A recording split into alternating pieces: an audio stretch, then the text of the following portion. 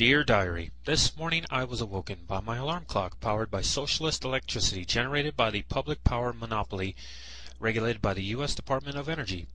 I then took a shower in the socialist clean water provided by the municipal water utility.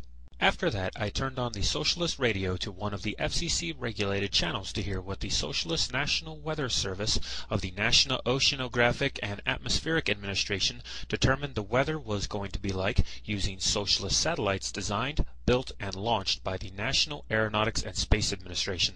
I watched this while eating my breakfast of socialist U.S. Department of Agriculture inspected food and taking the socialist drugs which have been determined as safe by the Food and Drug Administration.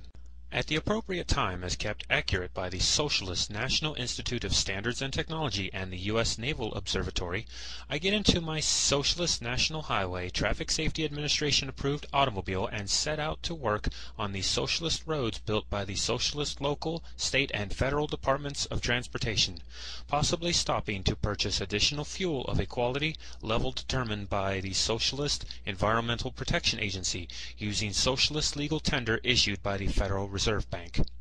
On the way out the door, I deposit any mail I have to be sent out via the Socialist U.S. Postal Service and drop off the kids at the Socialist Public School.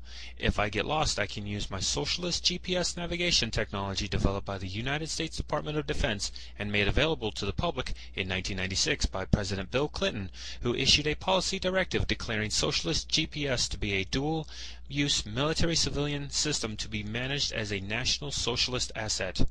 After spending another day not being maimed or killed at work thanks to the socialist workplace regulations imposed by the Department of Labor and the Occupational Safety and Health Administration, enjoying another 2 meals which again do not kill me because of the socialist USDA, I drive my socialist car back home on the socialist DOT roads to my house, which has not burned down in my absence because of the socialist state and local building codes and the socialist fire marshal's inspection, and which has not been plundered of all its valuables thanks to the Socialist Local Police Department.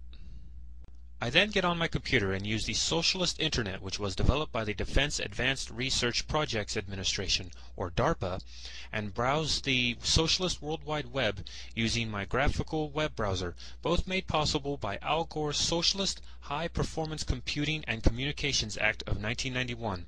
I then post on freerepublic.com and Fox News forums about how socialism in medicine is bad and the government can't do anything right.